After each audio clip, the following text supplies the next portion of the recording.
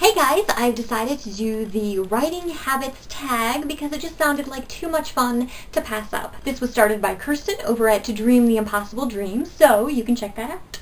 First question, typed or handwritten? Usually I type, but if I am getting writer's block, I will switch over to pen and paper. Something about it just helps me clear my head, but for the most part, I write much faster when I type because I type really, really fast.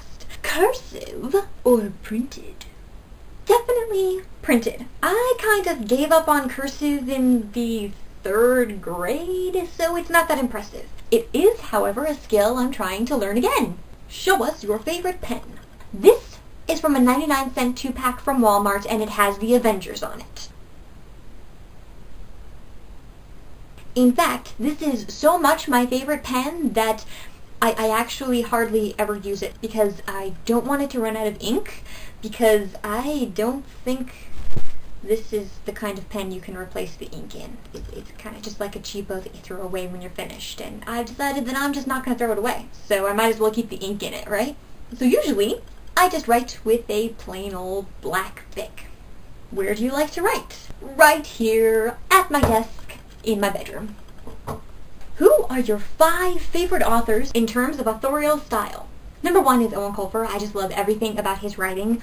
He uses alliteration and humor and wit and a lot of different writing techniques that I had never really understood before. So by reading his work, I found that I learned more about writing. Shelby Bach, author of the Ever After series, I love what she does with character development. It is the best use of characters that I have seen in any story in my entire life, so I really want to learn that someday.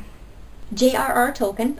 Every time I open up one of his books, I feel like I've fallen into Middle Earth, and there are not a lot of books that I really feel just that the richness of the text wraps itself around me and actually transports me to this place, and so I really love Tolkien's work for that. Shel Silverstein, because what he does with alliteration and rhymes and words in general just blows my mind. I have learned some very interesting word choice and wordplay tips from reading his poetry. I was trying to figure out a 5th author, and I actually realized that Patrick Rothfuss. I haven't actually finished any of his novels yet. I am 200 pages, or a quarter of the way through his book, The Name of the Wind, and I really love how he writes.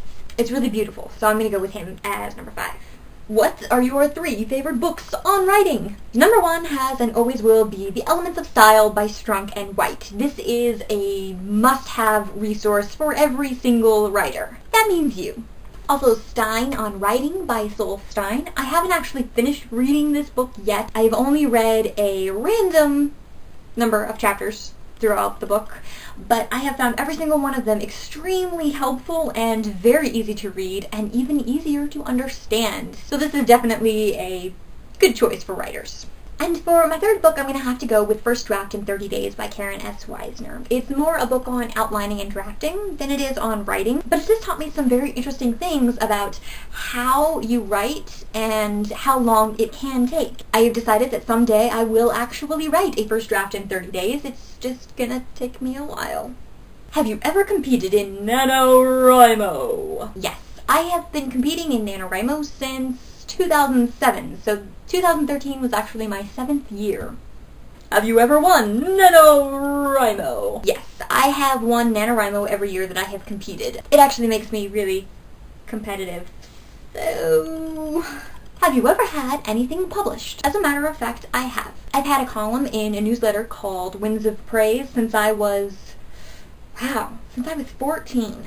I've also had a couple of pieces published in magazines that are lying around here somewhere. I swear I have another one here. See, I knew it was on this bookshelf. My poem, Gallantly Careless, was published in issue 2 of the Yellow Bird Literary Magazine. You can also find a live reading of it here on YouTube that I did a while back.